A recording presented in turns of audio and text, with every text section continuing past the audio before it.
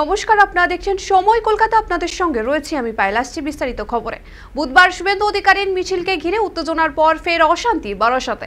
বৃহস্পতিবার সকাল 11টা নাগাদ চাপাডালি মোড়ে আইএনটিটিইউসি অনুমোদিত অটো ইউনিয়ন অফিসে ভাঙচুরের অভিযোগ ওঠে বিজেপি কর্মীদের বিরুদ্ধে। ঘটনার প্রতিবাদে সাংবাদিক বৈঠক করেন তৃণমূলের টাউন সভাপতি অভিজিৎ আচার্য। তিনি অভিযোগ করেন পরিকল্পিতভাবে দলীয় কার্যালয় লক্ষ্য করে হামলা চালানো হয়েছে। আজকে সেই তোলামূলের ট্রেড ইউনিয়নের অফিস থেকে এই মিছিলকে আক্রমণ করার চেষ্টা হয়েছে। 10-12টা লোক নিয়ে 7-8 হাজার লোক মিছিলে আপনারা হেঁটেছেন।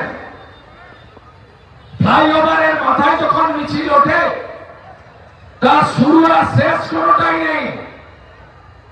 মানুষ দেখেছে যে বারাসাতে একজনও এমএলএ এমপি ভারতীয় জনতা পার্টির নেই, কিন্তু ভারতীয় জনতা পার্টির সঙ্গে এলাকার মানুষ আছে। মিছিল যখন যাচ্ছিল এর সামনে থেকে, তখন কেউ ওখান থেকে জয় বাংলা বলে একটি স্লোগান দেয়।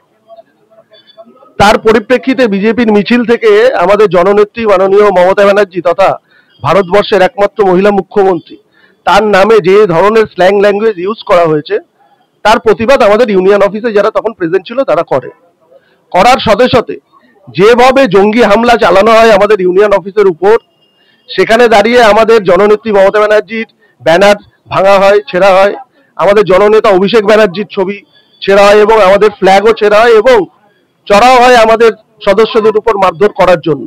শ্রমিক সংগঠনের পক্ষ থেকে গণতান্ত্রিক পদ্ধতিতে এগেনস্টে রাস্তায় নামবো এবং এদের এগেনস্টে জনমত আমরা গ্রহণ করব।